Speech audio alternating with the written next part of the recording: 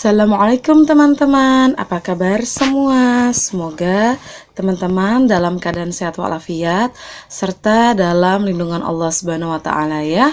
Amin. Teman-teman kelas 3. Seperti biasa, sebelum memulai sentra kita berdoa dulu ya. Bismillahirrahmanirrahim. Rabbi zidni ilma warzuqni fahma birahmatika ya arhamar rahimin. Amin. Oke teman-teman, di Sentra Sains pekan ini, pekan ke-7, kita akan membahas masih tema yang sama ya, yaitu tema ekosistem, hanya saja topiknya sudah berubah ya. Topiknya kita akan membahas tentang ekosistem terumbu karang dan zona litoral ya. Nah, sebelumnya di ekosistem laut kita sudah ada melihat macam-macam yang ada di laut ya, mulai dari flora maupun faunanya ya. Nah, siapa yang masih ingat bentuk dari terumbu karang? Iya, macam-macam ya. Ada yang bentuknya seperti bunga-bunga, ada yang bentuknya seperti bambu ya. Macam-macam ya teman-teman ya. Nah, Ibu mau tanya dulu nih sebelum kita masuk ke materi yang lebih jauh, ada yang tahu nggak? Apa sih itu ekosistem terumbu karang? Iya, ekosistem terumbu karang adalah ekosistem terumbu yang terbentuk dari kapur yang dihasilkan oleh karang ya. Nah, adapun flora yang biasa ditemui pada ekosistem terumbu karang ya. Ada fitoplankton, ada alga, dan ada rumput laut ya. Dan masih banyak tumbuhan lainnya yang tidak Ibu sebutkan ya. Begitu juga dengan faunanya ya, yang biasa ditemui pada ekosistem terumbu karang ya. Ada ubur-ubur, ada udang, ada kepiting, ada bintang laut, ada ikan kecil-kecil ya, dan masih banyak hewan atau fauna lainnya ya yang tidak Ibu sebutkan ya. Nah, adapun jenis terumbu karang berdasarkan bentuk dan tempat tumbuhnya ya. Ada 3 ya. Ada terumbu atau reef, ada karang atau koral, ada karang terumbu ya. Nah, jadi ekosistem terumbu karang ini banyak sekali manfaatnya ya. Nah, kita akan sebutkan satu-satu ya fungsi dan manfaat adanya ekosistem terumbu karang ya. Yang pertama, sebagai sumber makanan. Yang kedua, sebagai sumber pelindung ekosistem pantai. Biasanya itu sebagai penghalang gelombang yang besar ya teman-teman ya. Yang ketiga, rumah bagi banyak makhluk hidup di laut. Yang keempat, sebagai sumber obat-obatan. Yang kelima, sebagai bahan baku industri dan perhiasan.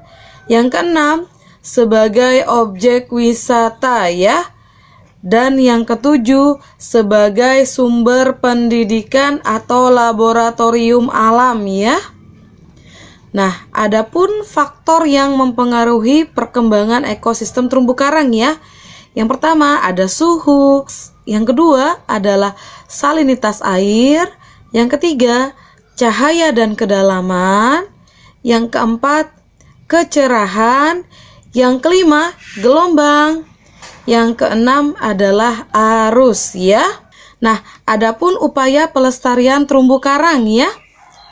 Yang pertama, mengembangkan kawasan konservasi laut ya, seperti kawasan Suaka Alam, Suaka Marga Satwa Laut, Taman Nasional Laut, dan Taman Wisata Alam Laut ya.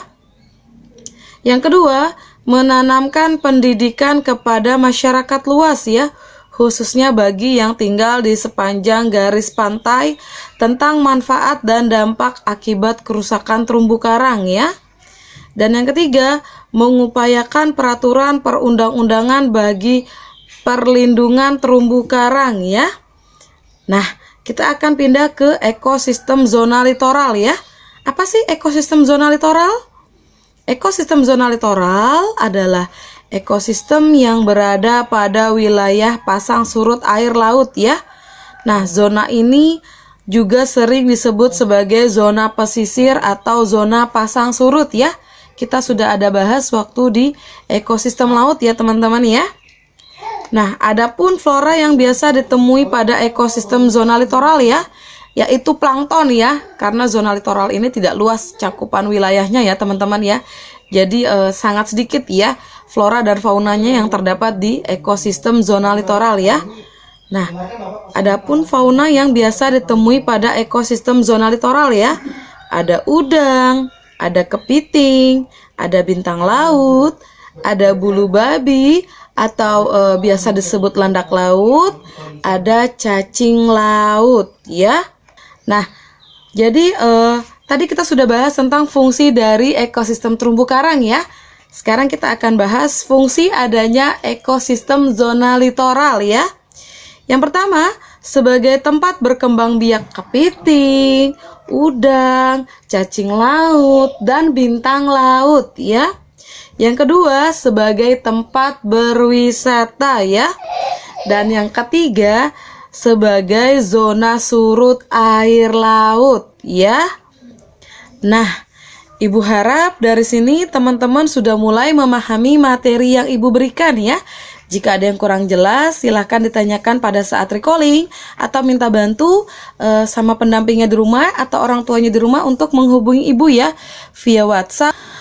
Oke teman-teman, seperti biasa pesan Ibu jaga kebersihan, jaga kesehatan, makan makanan yang bergizi ya, olahraga, bermainnya di rumah saja ya, mandinya juga yang rajin, sering-sering mencuci tangan ya teman-teman ya.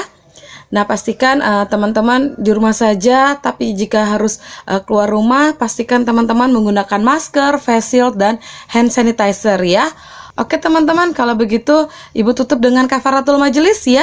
Subhanakallahumma wa bihamdik asyhadu alla ilaha illa anta astaghfiruka wa atubu ilaihi walhamdulillahi rabbil alamin.